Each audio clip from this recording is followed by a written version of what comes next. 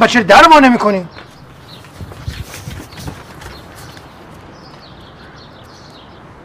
بفرمایید مهندس، بفرمایید. خوش آمدید، خوش آمدید.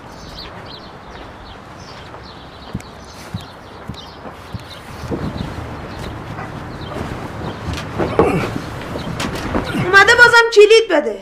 نه بابا اومده ماشینشو ببره.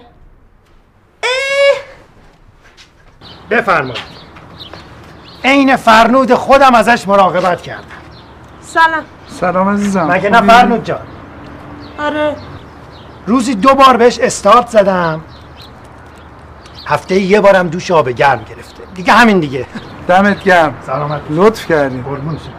عرض به خدمت مبارکتون که 1 کیلومتر شمارش نگاه کنیم، آمپر بنزینش هم نگاه کنین، ماشین تکون نخورده. ای آقا فرمایشا میکنید. من که گفتم چهارچرخ ما متعلق به شماست. حداقل ماشین اینجا خوابیده بود.